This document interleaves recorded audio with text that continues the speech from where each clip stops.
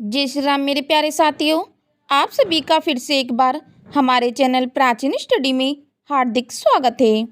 दोस्तों, आज इस वीडियो के माध्यम से हम आप सभी को बताएंगे राजा दशरथ को आखिर पुत्र वियोग क्यों भोगना पड़ा, किसने दिया राजा दशरथ को श्राप। दोस्तों, वाल्मीकि रामायण के पिछले लेख में आपने पढ़ा है कि राजा दशरथ से अनजाने में श्रवण कुमार का वध हो गया, जिसके बाद वो उसके माता पिता के पास क्षमा याचना करने के लिए जाते हैं। दोस्तों, इसके बाद राजा दशरथ रानी को बताते हैं कि उनकी विनती करने के बाद भी श्रवण कुमार के माता पिता ने उन्हें श्राप दे दिया। उनके मुख पर आंसुओं की धारा बह चली।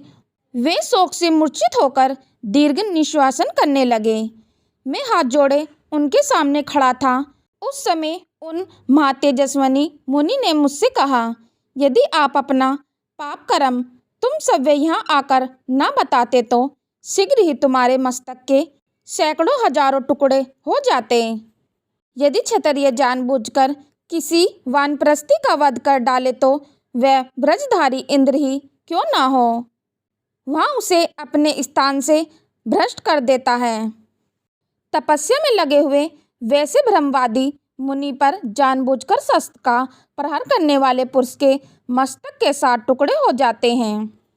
तुमने अनजाने में यह पाप किया है, इसलिए अभी तक जीवित हो। यदि जानबूझकर किया होता तो समस्त रघुवंशियों का कुल ही नष्ट हो जाता।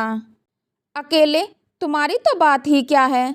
इसके बाद उन्होंने उस स्थान को देखने की इच्छा की जहाँ उनके बेटे को मार दिया गया। राजा ने पत्नी सहित मुनि को उनके पुत्र के शरीर का स्पर्श कराया।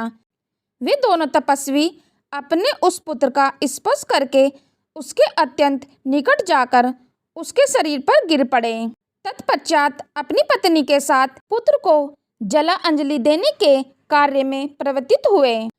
दोस्तों, इसी समय वह धर्मज्ञ मुनि कुमार अपने पूर्ण कर्मों के प्रभाव से दिव्य रूप धारण करके शीघ्र ही इंद्र के साथ स्वर्ग को जाने लगा।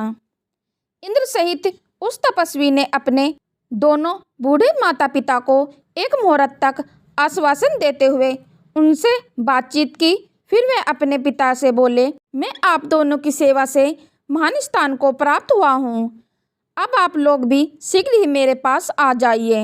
यह कहकर वह जितेंद्रिय मुनि कुमार सुंदर आकार वाले दिव्य विमान से शीघ्र ही देवलोक को चला गया। इसके बाद राजा दशरथ को श्राप दिया गया। मुनि कुमार श्रवण के पिता ने राजा को घोर कष्ट भोगने का श्राप दिया। उन्होंने कहा, इस समय पुत्र के वियोग से मुझे जैसा कष्ट हो रहा है ऐसे ही तुम्हें भी होगा। तुम भी पुत्र शोक से ही काल के गाल में जाओगे। क्षत्रिय होकर अनजाने में तुमने वैसे जातीय मुनि का वध किया है, इसलिए शीघ्र ही तुम्हें ब्रह्म हत्या का पाप तो नहीं लगेगा, तथापि जल्द ही तुम्हें भी ऐसे ही भयंकर और प्राण लेने वाली अवस्था प्राप्त होगी। ठीक उसी तरह जैसे दक्षिणा देने वाले दाता को उसके अनुरूप फल प्राप्त होता है। दोस्तों, राजा को श्राप देकर वो काफ़ी समय तक विलाप करने लगे। फिर वे दोनों पति पत्नी अपने शरीर को जलती हुई चिता में डालकर स्वर्ग को चले गए, यानी कि उन्होंने भी अपने शरीर का तुरंत ही अंत कर दिया।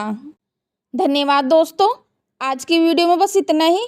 दोस्तों, आप सभी को हमारी जानकारी कैसी लगी नीचे कमेंट बॉक्स में अवश्य बताएं। यदि दोस्तों आप हमारे चैनल पर पहली बार आए हो तो चैनल को सब्सक्राइब और वीडियो को लाइक कमेंट अवश्य कर दें। चलो तो दोस्तों, मिलते हैं फिर नेक्स्ट वीडियो में नए ज्ञान